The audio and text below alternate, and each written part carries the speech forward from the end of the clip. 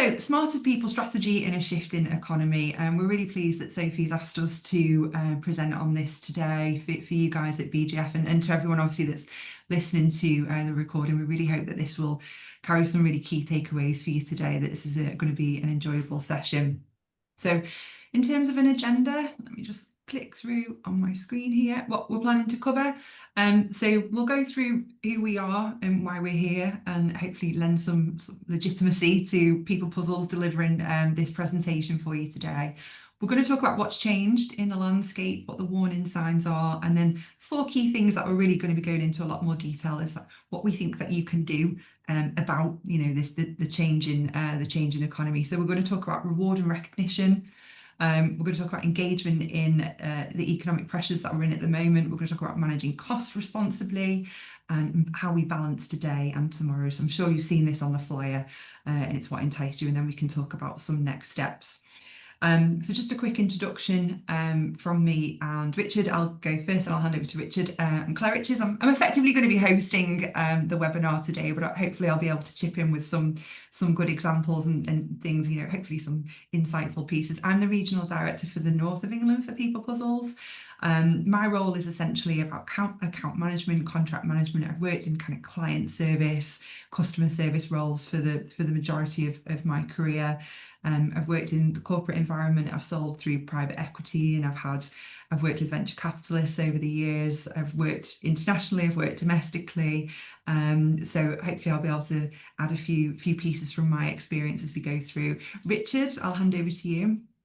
Okay, thanks, Claire. So I'm Richard Cummings. I'm a people director for People Puzzles, and also I take the lead on the client experience for the whole company, overseeing the 80 people directors or so that we've got.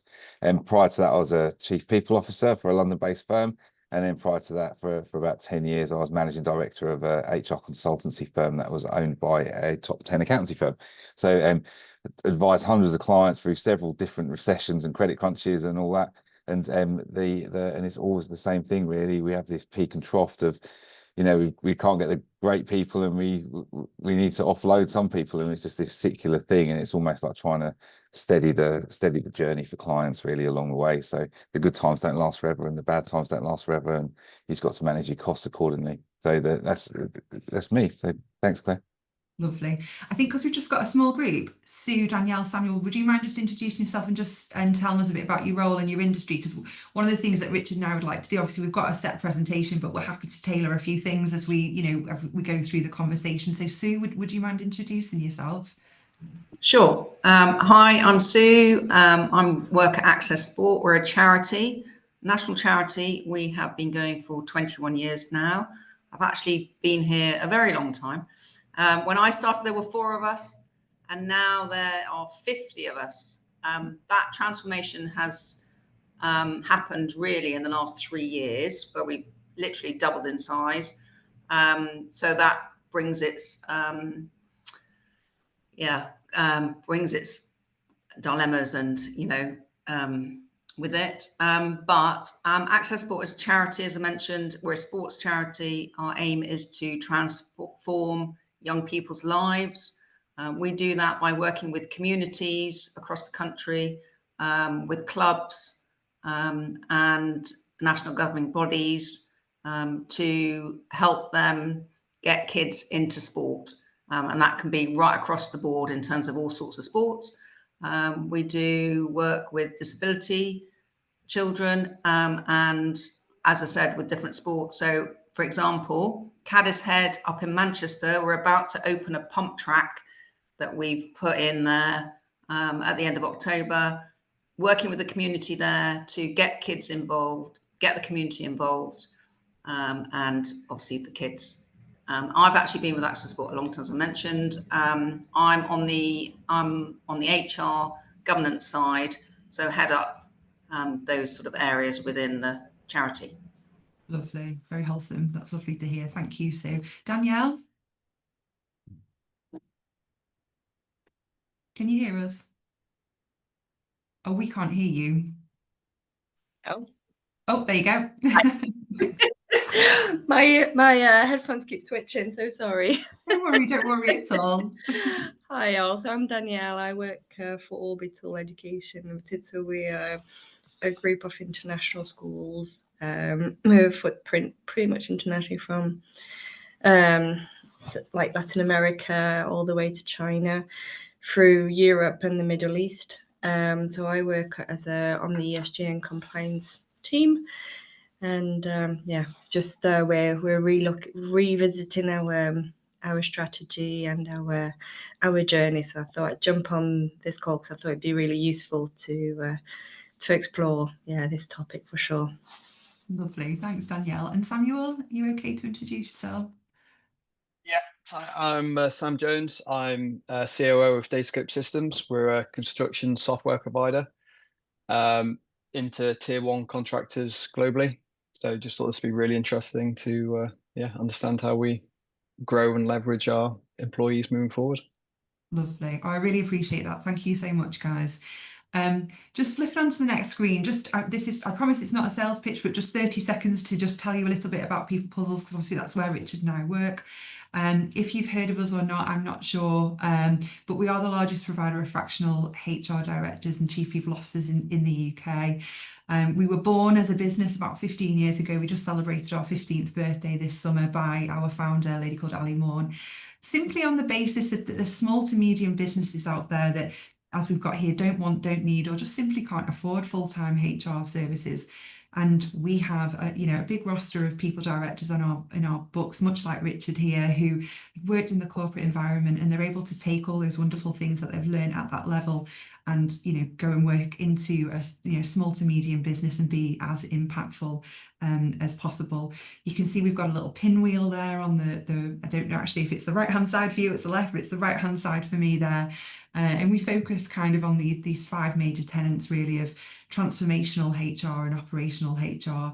And the key really to our delivery is that everything about the business, your business strategy is central to anything that we would do from a people perspective. And we firmly believe that if you've got a good business strategy and a good people strategy, a business really can thrive. So that's just a little 30-second overview there of People Puzzles. So obviously this presentation is all about mainly looking at cost really, and sort of some of the challenges that people are facing within an organisation. And we've kind of pre-planned some of this presentation in terms of cost. But I guess a question for you to think about, you don't necessarily have to answer, and we do want this to be as interactive as possible, as Sophie said, is what's your biggest cost pressure right now? And you might be involved in that decision-making process, or you might be on the periphery of it, but we know that businesses are going through cost pressures, and it's worth thinking about, I think, as we go through this presentation. And really what we want to do is just to be able to give you some hints and tips and some examples of what we're experiencing. And obviously, feel free to either raise your hands, put something in the chat if you want, any examples you've got, feel free to shout out or interrupt me. I really don't mind being interrupted as we go through this. So we thought we'd start by just talking about what's changed. So I'm going to read these out, and then I'm going to invite Richard to maybe just give us some of his thoughts on a couple of these points that we've got on the screen here now. Oh, hello, Sandra. See, you've just joined. We've actually got a couple of people that we've got Hannah as well, and Faye that we didn't do intros to. So I don't know if it's helpful just to have we've got helpful to do that. My little screen, I'm going to make this bigger now. So, right, okay, my apologies. Sandra, are you okay to just introduce yourself? Just tell us what your business is and Sure. I am the people manager for Bella & Duke. So I don't know if you've heard of Bella & Duke, but it's a pet wellbeing company, primarily for dog and cat raw pet food. So we're an SME, and we're expanded really quickly over the last 7 years. We're still going through another growth spurt right now because we're moving into international probably within the next 3 months. I've got around 140 employees that I look after. There's only myself and one other, and it's been a strange one for people strategy. So this is kind of why I've been on a call, because usually in October we tend to start to look at what our benefits might be that come in at the start of the financial year. Last year, because obviously the budget, we changed a lot, so it'd be interesting to get some insight. So that's kind of why I'm here to see this. But Bella & Duke's a very great company to work for, in the sense of it never really had an HR presence when I first came in. Yeah. So it's been a lot easier because I came from a kind of corporate world like previous to that, and it's been a lot easier to get things over the line that are different, a wee bit more fluid, shall we say. So yeah, that's kind of me. Lovely, thank you. I really appreciate that, Sandra. And Faye, would you mind just letting us know? It's a bit Cilla Black, isn't it? It's a bit like, what's your name and where you're from? Sorry. Hi, sorry, I was slightly late. I had a bit of a meeting room drama. I'm Faye. I work for a company called Zampler, so we're based in Cambridge, and we are primarily an R&D company. We basically have a lot of very clever scientists who are developing alternatives to single-use plastics. So it's a great company with a really great mission, and we're in that scale-up phase. So we're growing. We're not growing massively rapidly, but we are steadily growing year on year. And I think trying to take our people on a journey from very small startup into something that is effectively going to be more corporate is going to be a bit of a challenge for us, and trying to retain that culture and manage expectations as we do that. So yes, interested to learn more about how we might manage that. Lovely. Cheers, Faye. Appreciate that. And Hannah, last but not least. Hi everyone. So yeah, I'm Hannah. I'm the Chief People Officer at Pure Cyber. So we are a cybersecurity consultancy. We've got a headcount of, I believe, around 45 or 46. So we're still relatively small, but we're in that scale up phase. We've grown quite aggressively and organically, over the last couple of years. We've been around for about 10 years, but that sort of growth spurt has been over the last couple of years. And very similar to what Faye just touched on. Yeah, we're in that scale up phase and certainly trying to keep that culture among our people, but coming against, lots of challenges in the economy. So, we have our people strategy defined, but things change. So it's, just really interested to hear, everybody else's, pressures and challenges going forward. Lovely, appreciate that. And just in case you joined a little bit after we just gave our introductions, I'm Claire Richards. I'm the Regional Director for the North of England for People Puzzles, and we've got Richard Cummings, who's our people expert here at People Puzzles, joining us. Although I'm talking a lot, he is going to do a lot more of the talking, so I do apologise.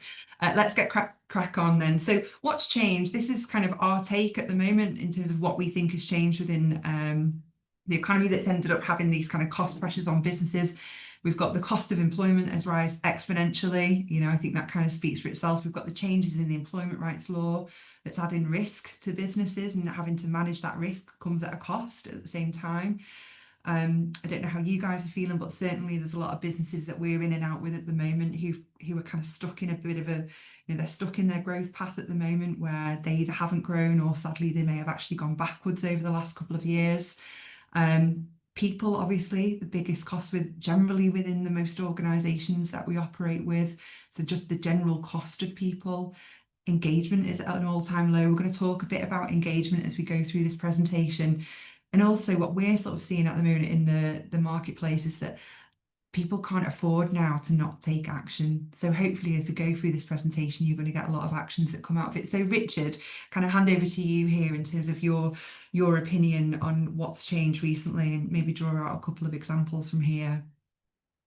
Yeah, thanks very much. It's actually really interesting, you guys, because loads of you in scale up, and you're kind of bucking the trend at the moment, because what we're starting to see is there's some companies that are doing really, really well, and they're kind of bouncing up, and there's some companies that were hit really, really hard in 24. And there was this whole survive for 25 kind of mentality going on. And then we hit 25 and it didn't get any better for a lot of them. They ended up just treading water. And I was on the phone this morning to somebody, and they did redundancies in 24 and they're doing it again this morning, and saying they're going to have to do it. It's really unfortunate. But you're still going to have the same challenges that everybody else has got, because employment costs are going up, aren't they? And I went up, obviously. That's had a bit of an impact on everybody as well. And the employment rights bill that's coming out, that's not going to impact us today, but it will. And yesterday, I don't know if anyone saw it, but the House of Lords recommended changes have been rejected by the government now. So the original kind of like template that they were going with is sort of pushing on. So that's going to have a bit of an impact as well. But salaries are going up unbelievably. Normally when the economy starts tanking, salaries kind of plateau, but they're not. There's still this like war for talent that everybody's looking at, and there's not enough salespeople around. There's not enough consultancy people around. There's just not enough people around in the market because no one particularly wants to move because it's quite uncertain. And the ones that are staying and are asking for pay rises.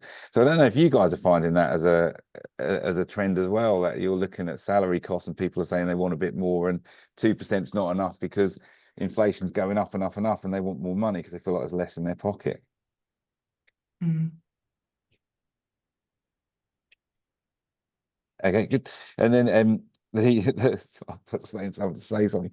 But it's also one of the companies years and years ago when I was a consultant at the time, so before I was MD, and I went into an organisation that they were having loads and loads of salary problems, and everybody wanted more money. They just didn't have it. They were also like 100 grand in the red, and they just didn't know what to do, but they didn't want to make anybody redundant.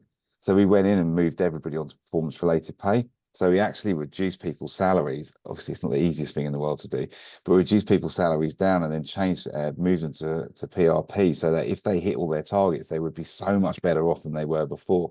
And that's almost like a kind of like revolutionary change, but you don't actually have to do that. You can put in some pretty decent incentive schemes that will keep people motivated. So if you can't afford to give them a pay rise, you can give them like short-term incentives that are kind of particularly around like commission based, if you like, the sales guys.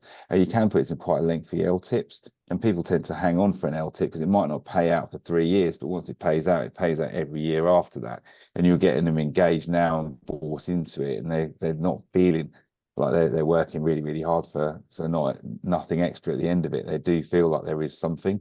And those kind of structures, there's no template really. You can be as creative as you like, and I think they're really good because if you do them the same as everybody else's, they're not really worth the paper they're written on. So if you do something that no one's ever seen before, and you're really creative and think completely outside the box, it can also not only retain the people you've got, it can actually bring in some new talent as well. So they're really worth considering if you're a little strapped for cash at the moment.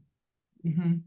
And I guess just moving on to the next slide there, Richard, in terms of warning signs, we've obviously got, we've got financial people in our business that will be, potentially raising, triggers or red flags. There's other things that we can look at from a people perspective, like engagement. What are the sort of warning signs that you're seeing in businesses at the moment? Yeah, so people leaving is obviously the top one, but people staying is actually quite difficult. So when I wrote this blog a few years ago called The Unity of Misery, and it's like the people that just won't leave and they stay in your business, and they actually cause a bit of a problem because they're not overly happy. They won't get another job. If they go for an interview, they come across really doom and gloom, so no one's going to hire them, but they're still sitting there. They're not really they're not engaged in anything. They're not coming to social events. If you have social events, they're not really taking part in chat in the office that's about the business and the business growth, and they're kind of a bit almost like passive aggressive at points, and those people are actually quite damaging. And it's like trying to get those back on side, because if you just leave it too long, you end up having to ask them to leave in one way or another. And I've seen it over the last few months as well, that particularly in some of the companies where they're struggling, and people are getting a bit fed up. The prospect of 2% pay rise, they haven't got enough money. There's no bonuses coming out, and there might have been some quite healthy bonuses in 2023, and there's nothing this year. They're starting to feel the pinch, and they're moaning. I don't know if anyone's in that situation because you guys are in growth stages, but the fact that well, Hannah, you're 46 people and you're looking to scale still. I imagine you're doing really well as a business. I suppose that everything's ticking over quite nicely, is it? It is, but everything you've mentioned is exactly what we're going through now, though, is the fact that we are scaling, but we're still trying to do it responsibly and not get too ahead of ourselves and be in a more difficult predicament later on. So managing expectations amongst staff in relation to pay is huge, because as you touched on, the costs are going up for us. So making sure the narrative around that for our staff has been really important for us. But as much as we are in the scale up phase, this has been a really difficult year at the same time. So yeah, it's not coming without its challenges at the moment. No, so one of the things that I've done is basically when I look at scaling companies, I talk about basically we put together things like orbit wheels where we look at where we're going to be in 25, what's our turnover going to be, how many employees we're going to have, what markets we're going to be in, where's our R&D, all that stuff. And then you look forward again to 26. And if you're tracking slightly behind on where you want to be on your headline numbers, and that might be your turnover or EBITDA, and that informs about how many people you're going to be recruiting. But I get it in consultancy because I've been there. Technically, the more people you have, the more money you make. But I get you've got to have responsible growth because people aren't going to hit the ground running straight away. And I imagine Sam's probably in a bit of a similar situation to that as well, because it's consultancy as well, isn't it? Not consultancy, but yeah, same cost pressures, same issues, trying to keep people motivated and not asking for double the salary the whole time. No, so when there's employee surveys that are done every year, so they're generally done by the CIPD, and then a couple of other organisations do them as well. But it used to be, if you go back to the kind of like the 1990s, people wanted money and promotions, and they wanted a career and career progression. People generally don't stay at the same company forever anymore, do they? They tend to move around. And the two top things that have come out, and it's been the same, it's been consistent for the last 15 years, is more time off and more flexibility. So if you give people those things, you're going to hit probably 80% of your workforce's wants. So you don't necessarily have to give them money. And I know people I used to give people Friday afternoon off, and people that are and ahhing about leaving, that Friday afternoon is a big driver to stay because actually they value it. And if you add that up, that's extra holiday effectively, isn't it? You're looking at extra 20 plus days a year of those half days, and it is a real driver. So obviously in consultancy, if they're not working, they're not earning, or in other industries, it's probably the same as well. But it doesn't really cost a huge amount when we know Friday afternoon isn't the most productive part of the week either. And there's a company I worked with a few years ago called Freeformers, and they were really well known for this. They gave everyone Wednesday. They're a consultancy firm. They decided that we're going to give everyone Wednesday off, and so they were like the real, kind of like leaders in the 4-day week. They paid everyone the same salary, gave them Wednesday off, and they sold their services on the basis that their employees were 100% on their game because they didn't have the Monday morning blues necessarily because they were only doing a 2-day stint, and they didn't have the Friday lull because again they were doing a 2-day stint at the end of the week, and that they saw their sales just go through the roof based on that. And obviously their costs stayed the same because they didn't give anyone a pay rise. They just gave them the Wednesday off. Sounds crackers, doesn't it? But it actually works. Well, let's move on in terms of coming up with some, good examples and real world experience in terms of what you can do about it. There's the 4 key levers that I mentioned on the agenda here that we're going to look at.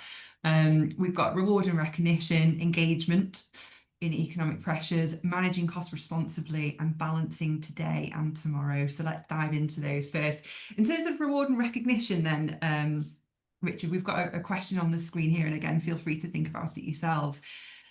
How do you design cost-effective reward and recognition schemes that genuinely motivate people without breaking the bank? Obviously, you've just mentioned a couple there, but what have you seen?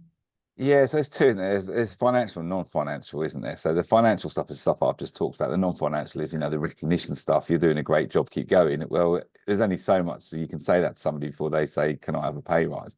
And people do quite like that, and it won't necessarily motivate them, but it will retain them. That old adage, people don't leave companies, they leave managers. And so if your managers are really effective managers and keeping people happy because they're telling them they're doing a good job and helping them and supporting them that's going to go a long way. But ultimately people want money, don't they? And I think what you can't do is give away what you haven't got. So it's great putting a reward structure together, but if you can't afford to pay it out, it's pointless having it. So it's got to link to something, and not everybody can link to the bottom line, but the activities that they do can. And there's some methodologies around give everyone a number. And so what is that number that you have to work to? So the receptionist has to answer the phone within 3 rings, and her number is 3. And then the sales guy's got to do X amount of deals, and that's their number. So if everybody in the team does the thing that they're supposed to do, and they all do it well, it will drip to the bottom line, and then you will be able to pay out. But again, like, if you don't want to break the bank today and you've got some decent forecasts coming out for the future, look at LTIPs, but link the LTIP to the turnover. So they don't just start giving everybody bonuses because it's not going to work. It doesn't motivate people either. You give someone a £5,000 bonus today, they're going to want another £1,000 tomorrow. You know, like it's a short-lived thing, isn't it? Once they've spent it, it's gone.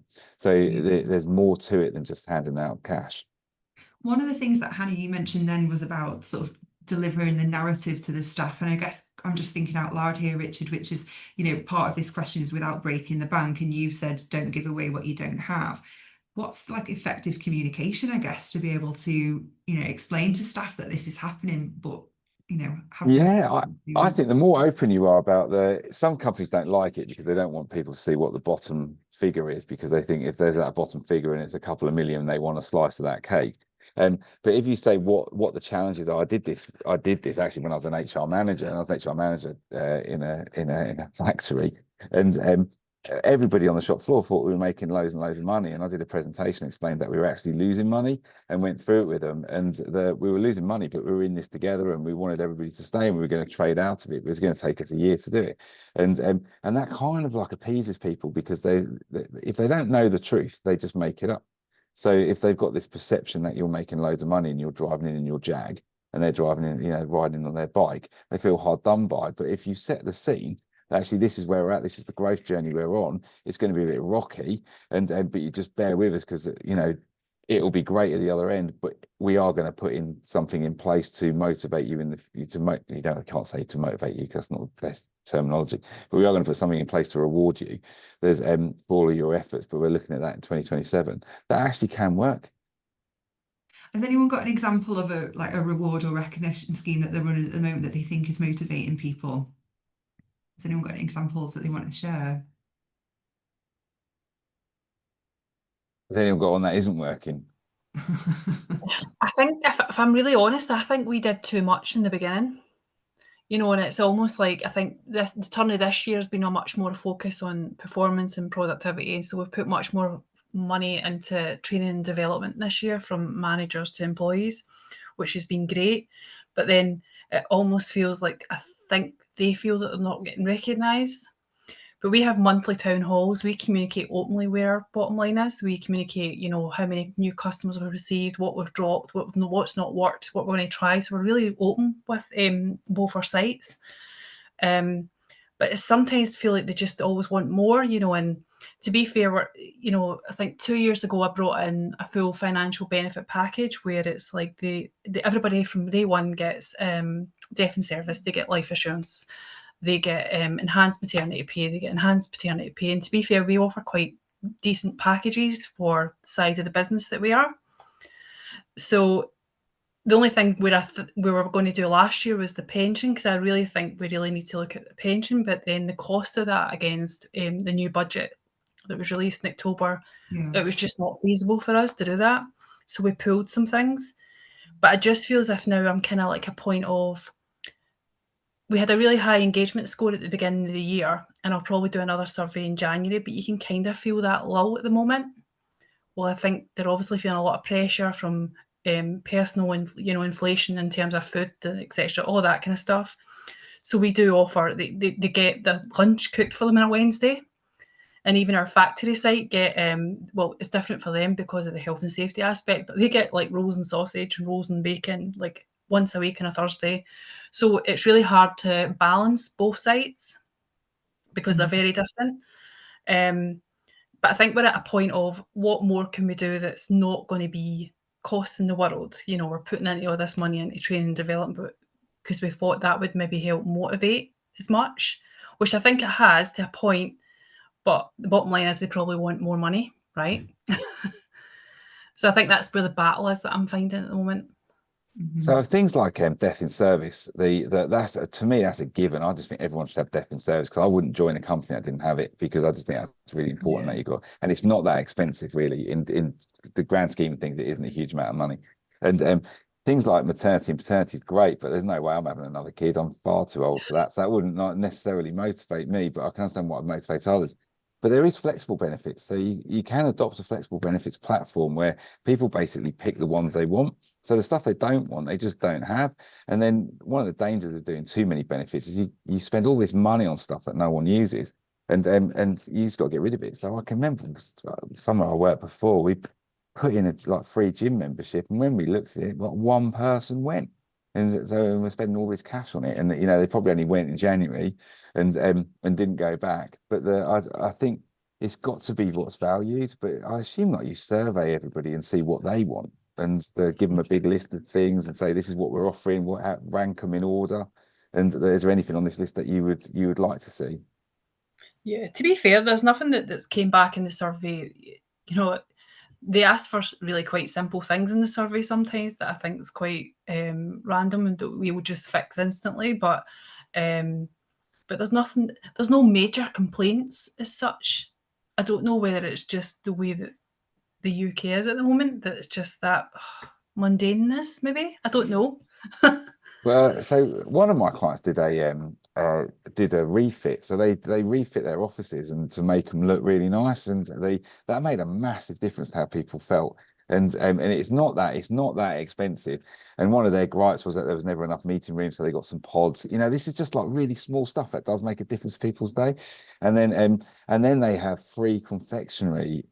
It's all over the kit. They've got 2 kitchens, obviously refitted, and they're free confectionery like crisps and sweets and everything like that. And they have the smallest fruit bowl in the world with like 2 oranges in it because no one eats it because everyone's eating the Kit Kats. And but that's a real drive, and that gets people to want to go to work, and it does motivate them. Yeah. It's not great for your type 2 diabetes, but but it is a driver. So stuff like that, which is actually relatively inexpensive and can go a long way. Talking about diabetes there, Sue, you've put a comment in the chat saying you've offered a GP service so staff can book a GP when they need it, and it's gone well. Right. Yeah, it's really, and it's not expensive. It's like £400 for the year, and any staff member can, if needed, book a GP consultant, osteo, you know, whatever is needed, and they can get it straight away. Yeah, it's a really good point. I don't know about anyone else. I have such anxiety about ringing the doctors. You know, I can ring for a takeaway, but I hate ringing for the doctor. Let's push on, shall we? Because we could talk about this all day, I think, at the moment. So let me just try and sort my screen out. So obviously we've talked quite a bit there, but just some questions for you to think about for yourselves. You know, how do you reward people? How do you know if it's going well? And how do you sort of recognise effort? So just moving on to the second piece here, we're going to talk about morale, but I wanted to share this this statistic with you from Gallup. I'm sure most of you follow Gallup. If you don't, it's a McKinsey sort of big research machine. And it's quite a scary, well, it's positive and scary at the same time. So Gallup's saying that a highly engaged workforce increases profitability by over 20%. But currently, this is a UK stat, as many as 65% of employees are thought to be disengaged. And I do like to talk about this stat when I go in and see clients and speak to businesses, because the upside of having an engaged workforce is incredible, right? There's a lot of people on the call that work in HR, so you'll know that people are a commercial function and they do drive revenue and they do drive profit. But the problem is, if we've got a workforce that's disengaged, they're just not bought in. They're not bought into the business, and therefore they're not going to work hard. They're not going to be passionate. They're not going to be sort of emotionally committed. So I thought that was quite a good stat for us to maybe lead into this this next question, which is about engagement in economic pressure. So how do you go about sustaining morale and motivation when the economic pressure is on? So a bit linked to the last question, I suppose, but if you want to kick off there, Richard, in terms of morale. One of my, they're quite a large one actually. They went through a period of huge growth. So 2 years ago they were at 110, and they're now at 360. So they've had this huge change, and there hasn't been a very good management structure because we've promoted people up without actually necessarily training them, and we've done a good job, but it's just been very, very fast. And what we did is started doing pulse surveys of everybody and using Office 5 to understand how people were feeling. It was broken down to different areas about do you think your career is going the way you want it to go? Are your mental health at work? You know, all this sort of stuff. And as we were getting the feedback, we were bringing it back and we was breaking the feedback down by team. And then we were sitting down with all the managers of those teams and talking to them about the feedback and what they could do differently to help their team. And we've slowly started to see that score go up. And their ENPS scores are the highest it's ever been, because through this period of growth as well. And obviously we're managing the budget. you can't just start spending loads of money on bonuses when we still want to start growing the company, and it's expensive to grow. The marketing's getting expensive. The premises has just tripled. You know, like there's a lot of other money. There's a lot of money that we spend on other things. So, but actually motivating people in smaller teams rather than trying to collate them all together as one big group is my kind of advice. And getting individual managers to make sure their teams are all happy and engaged. Has anybody found, cheap ways to, to sort of bring morale and motivation? I think was it yourself, Sandra? You were talking about, free bacon butties on a Friday and such like. Obviously it still costs a bit of money, but the goodwill does go quite far. Has anybody got any examples of maybe where they've tried to do something good and bad? Oh, go on. Where I used to work, where I used to work, we in my previous company, we used to do what we called International Food Day once a month, and everyone just brought in, a dish of their country, because I worked in more of an international environment, and it was really good. It was a really cheap way to bring the whole office together. There was about 30 of us in the office, and so we'd coordinate when people would be in and not in meetings, and we used to do it around lunchtime, and then it grew arms and legs. We added a quiz or we added other like bits and pieces around it, because people really enjoyed just getting together. And you don't always collaborate with all the teams, or you don't always like speak to them, so it was just really nice also for a catch up, and it really did boost morale. And I think like you could tell, like, the rest of the week and even like the following couple of weeks until the next one happened, like it really cheered like all the teams. Nice. That's really, really good. How did you kind of get people to come? Was it to do with like communication? Did you have people spearheading the project? So it came from actually my team. As a bit, I thought, let's just we were just talking about our favorite dishes. And then we thought, why don't we just offer it out? So we just sent an email, and we spoke to the marketing team, who said, like, if you could just share it with the whole distro list in the office, that would be great. The more the merrier. It really was just an open invite, and then it kind of as I said, it grew and grew. So we just made sure it was word of mouth communication. It was it just worked really well. It just took off. Nice. Perfect. Sue, you've got your hand up there. I was just going to say, I have a wellbeing budget. It's not big, it's small. We have the main office is London, but we have offices in Bristol, Manchester. We have someone in Scotland, Sheffield, etc. So I use that budget to encourage the offices to do socials. That might just be for them to go for a drink or go and have, a session at Crazy Golf or something. But just every now and again throughout the year, they just have to come to me with what they're planning to do and what social activity. Along that, we also do team days. So we have 4 in a year where we all get together, usually in London because it's easier. And not only in terms of strategy and an update on what's happening at Access Sport, but to be social and to, interact with other people and to be, together, I guess. Nice.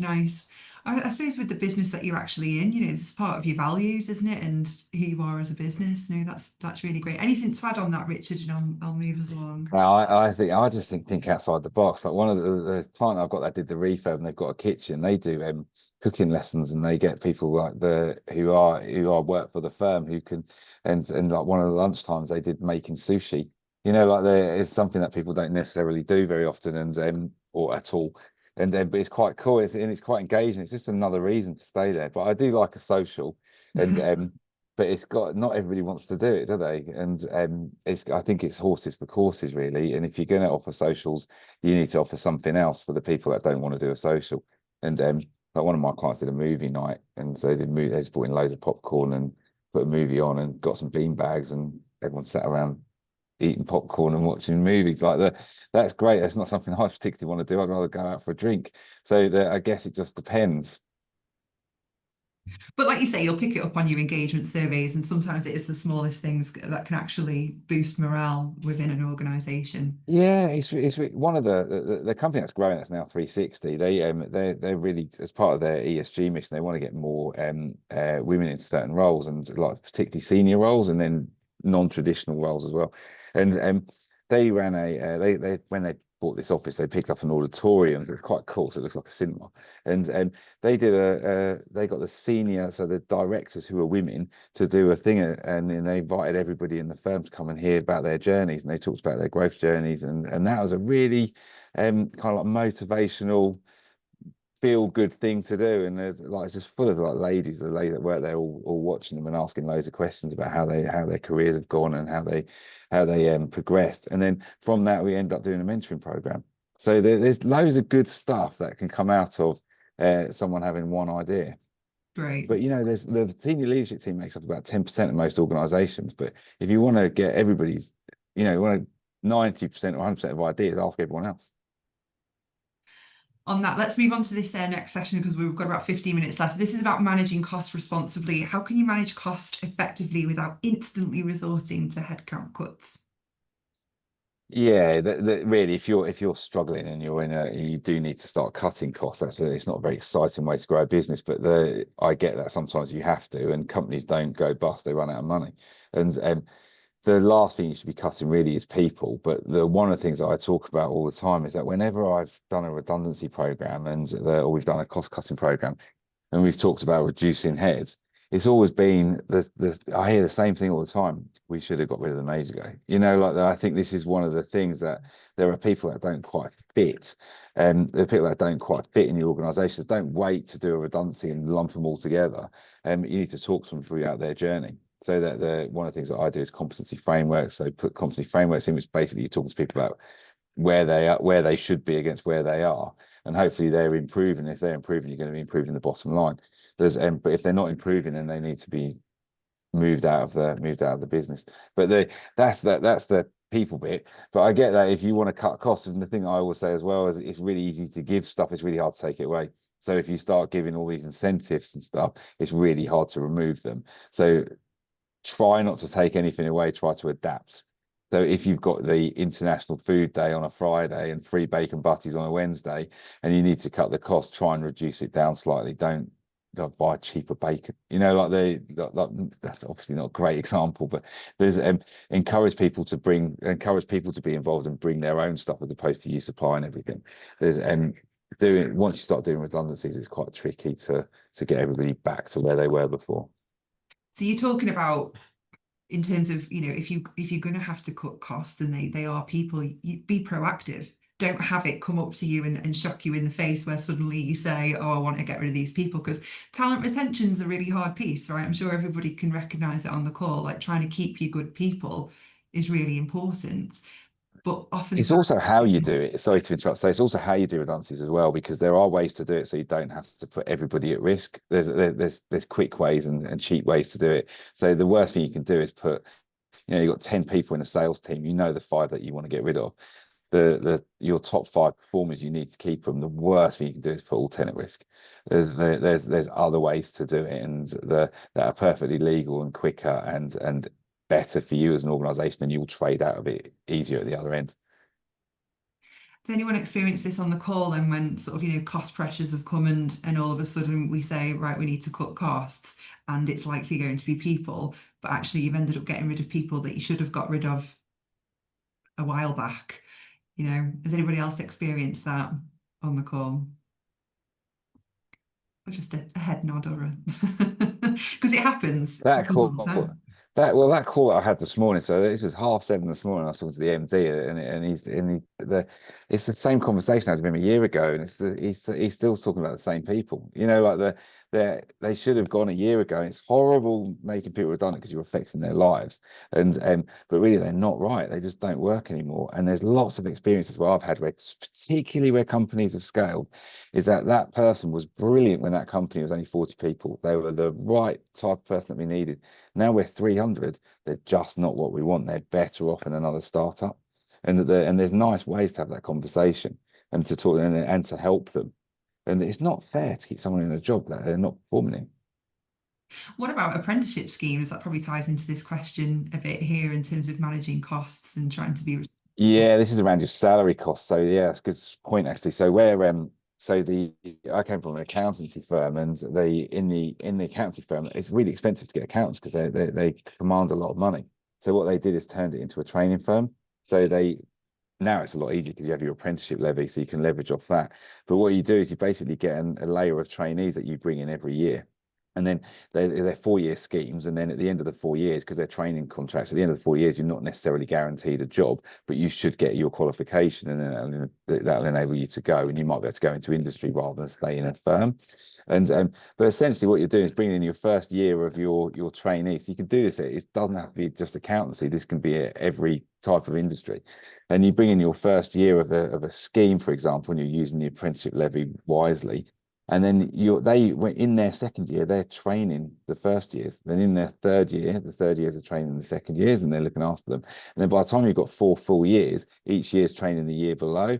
And then they're cheaper because they cost less, obviously, in salaries, but they're very effective because you've already worked out what you can give them and what you can't. And you've got this well-oiled machine within a couple of years that's doing really, that's actually your business is now more cost effective, and because it's running with a better salary cost, and it's running more effectively because you're giving them the stuff to do. And your more expensive people are doing valuable stuff that commands their rate, their salary, and the lower people are doing the stuff that actually commands their salary. So it does make sense. Sue, you've put just a comment in the chat there about the use of university places. That's been lucrative for you. That's a good word. Lucrative. So we've been doing this for 12, 14 years now.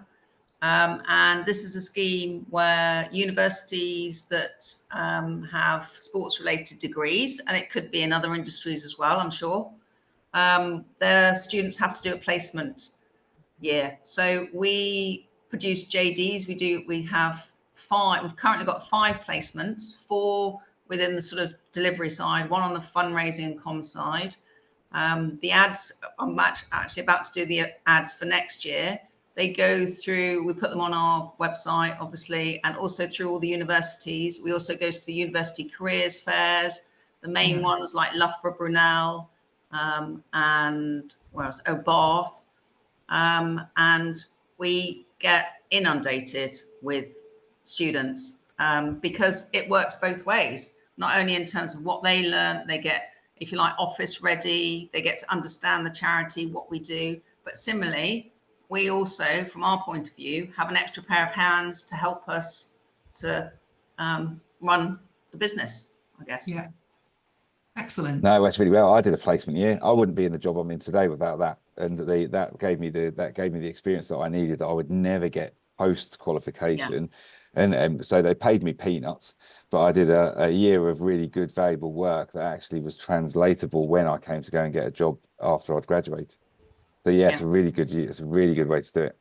Yeah. And a lot of placements have then come back to work for us because we've happened to have an opening within the staff, and so we've got a really good traction across the years. Yeah, no, I love that. Do you know, actually, it's a topic I'd love to explore more. Maybe it's a future event, Sophie, I don't know, but, looking at Gen Zers in the workplace, actually, how does the workplace change in the future? And like you're saying there, so, you're bringing people in that have learnt to do work, before they get their first job. So, and that's their problem, isn't it? That's anybody's problem, is getting the experience in the first place. Yeah. You can't get a job without experience, and then to get the experience, nobody wants to try it, so it's a win-win. It really is. It's great. It's great. Thank you, Sue. Right, we'll press on. So we've just got it's just one question left to explore, and then we'll just look at the key takeaways. I mean, this is probably, the most important question. We're giving it the least amount of time, so I do apologise. But looking at today and tomorrow, trying to strike that balance, I guess, in terms of costs. How do you manage short-term cost challenges while staying aligned to your long-term business goals?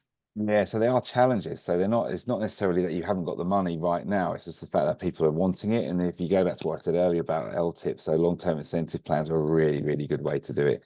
So you just link your long-term incentive plan into where you think you're going to be in the future. Get everybody bought into that. Do your town hall. Tell everybody what you're planning to do. Bring them in on the journey with you. and explain that actually this can be a lucrative place to work in the future if we all do our job today and we all do it really, really well. I just think most people are quite happy with that. I think you've just got to be really realistic that you're not going to say, in 5 years' time we're going to sell out and everybody's going to become a millionaire. That's not the message. It's got to be a structured approach to, and it might not necessarily be a financial reward either. It could be something else. It could be, I did this years ago. I did in the days of like having handbooks. I did a handbook for an organisation. We had the benefits page and it was empty. We had 4 blank pages when we launched it. And we said, we want your help to help us fill it. And we want you to come up with ideas. And we did it as a collaborative thing. And then we put milestones in saying that, in 2020, well, it would have been 2010 or something, we're going to increase the holidays, and we're going to be moving the holidays up, and then in 2011 we're going to be doing this, and it's almost like this stuff is coming. There's no point in just giving it all now if you can't afford it. Yeah, and I think Sandra, you mentioned before about like the town halls that you've been doing, and you've been talking about what the business is looking like from a sales perspective, talking about pipeline, talking about wins, and getting people bought into, things might be a bit difficult at the moment, but actually our pipeline saying that, we're going to win 50% of our deals by Christmas, something along those lines. I think that transparency definitely pays dividends when you're thinking about what the business goals will look like. I think it just lets them know that we're all in it together. Especially that manufacturing side, because I think sometimes they feel a bit separate from head office, and we're literally a mile apart. Yeah. But because I think when I first went, it was a bit of a them and us, because we have dogs in the office and all that kind of stuff. And obviously manufacturing is the way it is. So I think we're having those town halls, there's a lot more cross collaboration, that they understand that actually you're so important to us. You're a production, like if it wasn't for you, actually, we wouldn't be able to get the stock out, or, so that it kind of makes everybody feel a bit, they're all part of that journey, if you like. Yeah, that's it. I mean, ultimately what we're talking about here is culture, right? The culture of an organisation, and like you say, getting people bought in, getting people engaged, getting them aligned with the strategy, and us all kind of, working towards that, I guess, that like utopia, right? Of, a business doing well and people are really emotionally bought into it.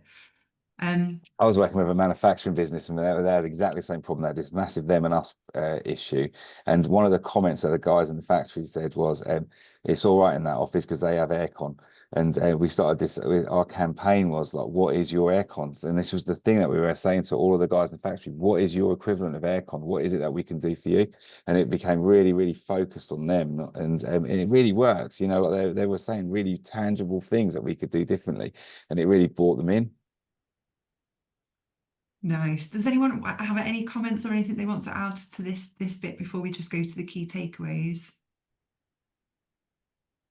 No, that's no problem. So I guess just to kind of summarize everything we've mentioned, and I've also made a few notes of extra things that have come up. So I'm going to annotate this presentation at the end before it goes onto the platform for Sophie. But I guess key things to take away are: don't give away what you don't have. If you can't afford it, don't do it at this point in time. Act decisively and confidently, for people that are in the room that are either managers or, leaders within their organisation, you've got to be confident in the decisions that you make, be able to explain them well. So make sure they're based on data and facts. Manage your internal comms carefully and comprehensively. We've talked quite a bit there, haven't we, about making sure everybody knows what's going on so they can come on that journey together. Focus on upskilling. Obviously, we mentioned a little bit there about using that apprenticeship levy as well.